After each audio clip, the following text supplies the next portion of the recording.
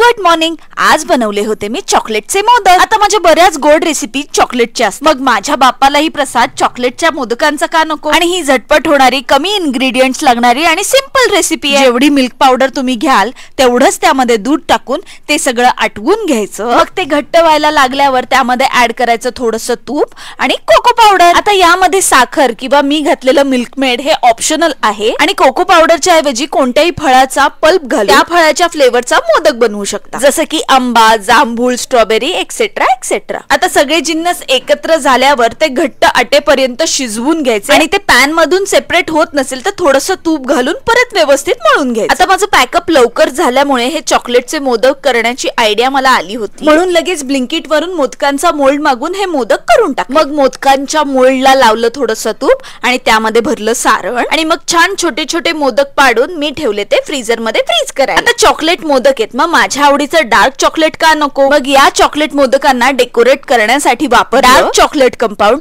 ते आधी मी मायक्रोवेव्ह मध्ये मेल्ट करून घेतलं. मग फ्रीज झालेल्या चॉकलेट मोदकांवर ते ड्रॉपलेट सारखं सोडलं. खरंच सांगते, ज्यांना कुकिंग आवडतं आणि ज्यांना नाही आवडत त्यांच्यासाठी ही रेसिपी खूपच सोपी, कारण ही बनवताना खूप मजाही येते आणि बाप्पासाठी प्रसाद तयारही होतो. पॅकअप लवकर झाल्यामुळे मी बत्तीच्या वेळेला घरी होते, त्यामुळे मला देवाला प्रसाद दाखवता आला आणि प्रसाद दाखवून झाल्यानंतर तो लगेच टेस्टही करता आला. खरंच सांगते, खूप अमेझिंग आणि टेस्टी असे हे मोदक झाले होते. बाप्पाला नक्कीच आवडले असते. आता आपण नेहमी उकडीचे मोदक, तळणीतले मोदक करतोच, पण अशा काही रेसिपीज करून बघितल्या की आणखीन मजा येते. त्यामुळे ही रेसिपी पण तुम्ही नक्की करून बघा आणि कशी झाली मला नक्की कळवा.